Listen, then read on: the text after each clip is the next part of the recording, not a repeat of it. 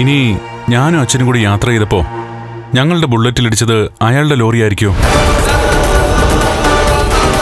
അതെന്താ നിനക്കിപ്പോ ഇങ്ങനൊരു സംശയം തോന്നാ?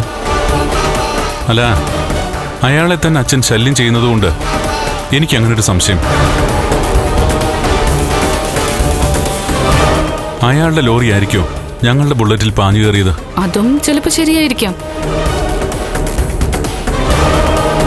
നിനക്കറിയാലോ അനന്തു, ആ സംഭവത്തിന് ശേഷം എനിക്ക് ലോറി കാണുന്നതേ പേടിയാ. എന്റെ അച്ഛനെ കൊന്ന ആ ലോറി ഡ്രൈവറെ എന്നെങ്കിലും ഒരു ദിവസം എന്റെ മുമ്പിലേക്ക് കൊണ്ടുവരണേ ഭഗവാനേന്ന് ഞാൻ പ്രാർത്ഥിക്കാത്ത ദിവസങ്ങളില്ല.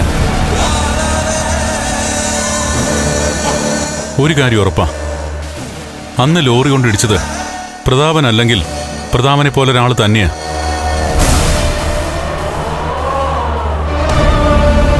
അതുകൊണ്ടാ ആ കോരിച്ചൊരിയുന്ന മഴയത്ത് ഒരു ദയാദാക്ഷിണ്യം കാണിക്കാതെ വണ്ടി ഓടിച്ചു പോയത്.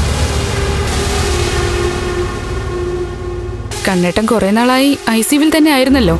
ഹോസ്പിറ്റലിൽ നിന്ന് ഡിസ്ചാർജ് ആയത് മാസങ്ങൾക്ക് ശേഷം. ഇതിനകം കണ്ണേട്ടന്റെ അച്ഛന്റെ കർമ്മങ്ങളൊക്കെ കൃത്യമായിട്ട് അവരൊക്കെ ചെയ്തു കാണും. എന്തോ അറിയില്ല, അന്നെല്ലാം ചെയ്തിരുന്നത് അമ്മാവനാ. അങ്ങേർക്ക് എന്റെ അച്ഛനോട് വലിയ ആത്മാർത്ഥത ഉണ്ടെന്നൊന്നും എനിക്ക് തോന്നുന്നില്ല. അങ്ങനെയെങ്കിൽ ഇപ്പോ പൂജ നടത്തേണ്ടത് തടയേണ്ട കാര്യമുണ്ടോ? നീ എന്താടായി പറയുന്നേ? അവരാവാഹനവും ഉച്ചാടനവും ഒക്കെയാ നടത്താൻ പോകുന്നത്. എന്റെ അച്ഛൻ എനിക്കിപ്പോ ഉണ്ടെങ്കിൽ, അല്ലെങ്കിൽ ഈ ഭൂമിയിലുണ്ടെങ്കിൽ അത് അങ്ങനെ തന്നെ നിലനിന്നോട്ടെ. ആരും അച്ഛനെ ഇവിടുന്ന് ഓടിക്കണ്ട. എന്നെ എന്റെ അച്ഛൻ ശല്യം ചെയ്യുന്നില്ലല്ലോ. ഞാൻ സ്നേഹിക്കുന്നവരെയും ശല്യം ചെയ്യുന്നില്ല. അച്ഛനിപ്പോ പിന്നാലെ പോയിരിക്കുന്നത് പ്രതാപന്റെയാ.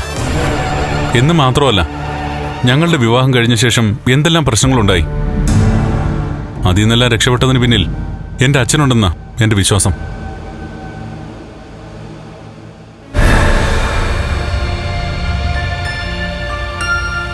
അല്ല, താനെന്തെങ്ങനെ അപ്സെറ്റായി നിൽക്കുന്നേ? ഒന്നുമില്ല കണ്ണേട്ടാ. കണ്ണേട്ടൻ അച്ഛനെ കുറിച്ച് പറയുമ്പോഴൊക്കെ വല്ലാതെ ഇമോഷണൽ ആവാറുണ്ട്. തന്റെ വീട്ടിൽ താൻ മരിച്ചു എന്ന് കരുതിയിട്ട് ഇതുപോലെ പൂജയൊക്കെ നടത്തിയല്ലോ.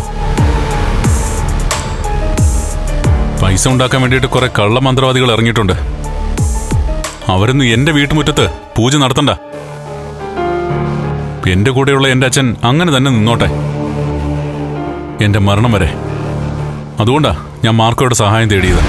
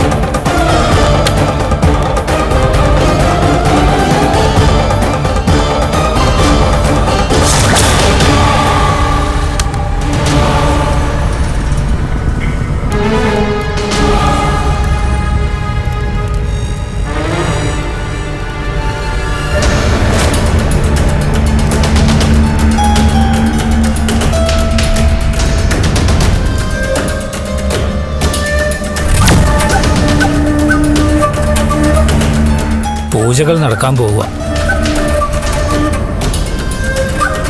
ഈ സമയത്ത് ഞാൻ എന്തു ചോദിച്ചാലും അതിനെനിക്ക് വ്യക്തമായ ഉത്തരം കിട്ടണം. ദുർമരണം സംഭവിച്ചയാൾ ജീവിച്ചിരുന്ന സമയത്ത് നിങ്ങളിൽ ആരെങ്കിലുമായിട്ട് അദ്ദേഹത്തിന് ശത്രുത ഉണ്ടായിരുന്നോ?